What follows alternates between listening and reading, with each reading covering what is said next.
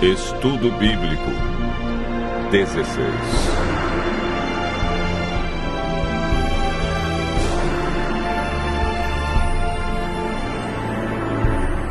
O mandamento esquecido.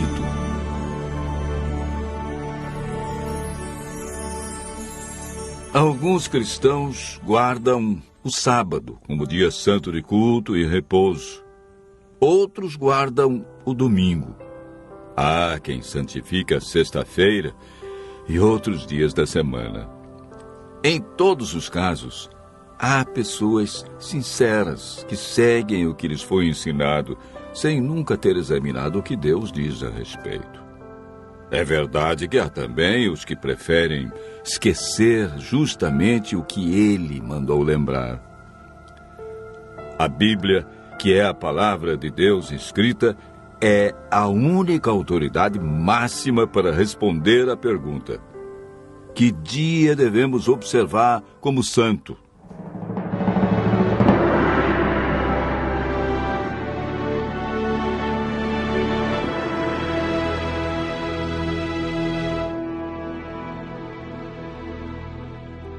Deus criou o mundo em 6 dias, de 24 horas, e no 7º dia descansou.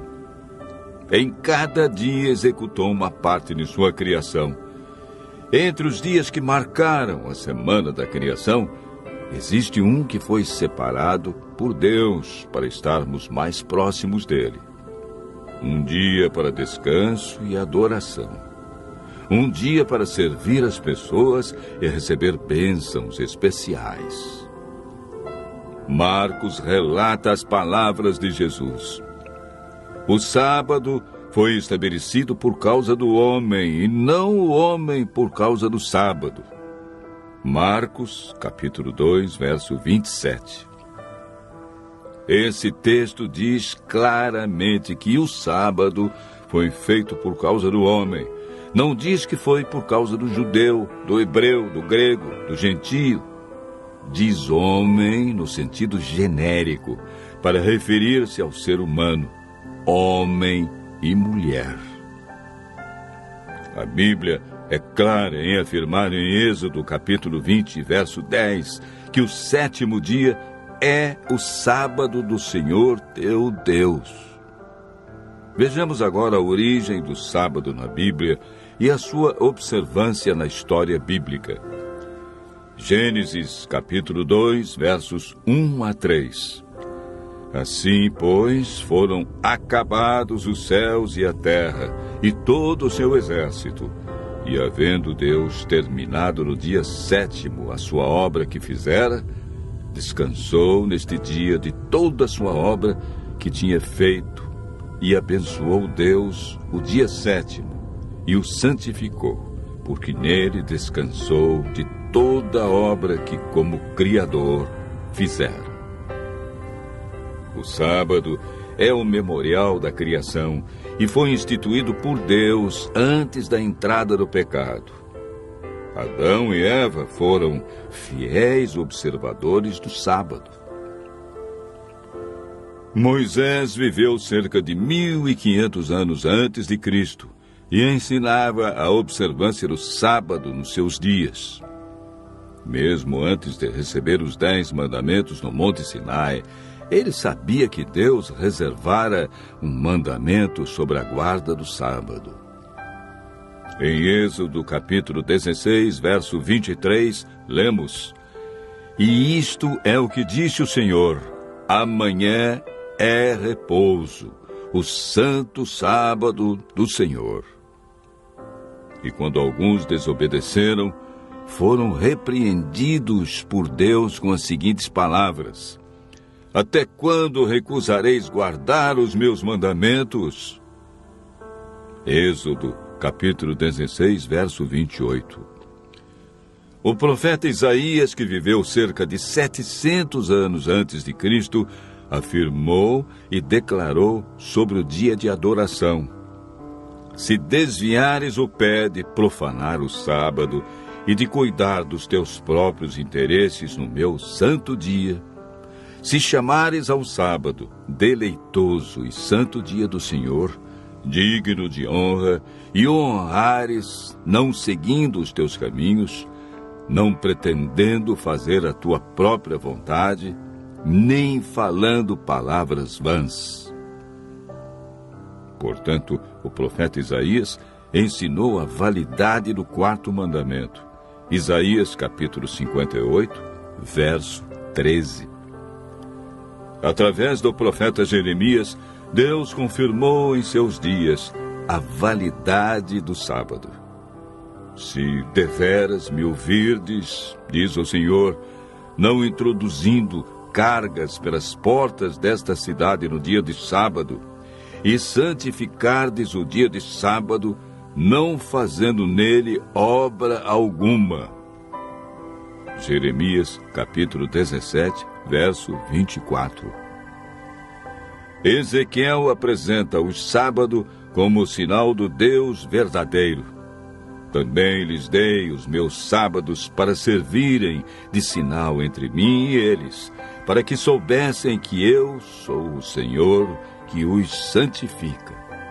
Santificai os meus sábados, pois servirão de sinal entre mim e vós, para que saibais que eu sou o Senhor, vosso Deus. Ezequiel 20, versos 12 e 20.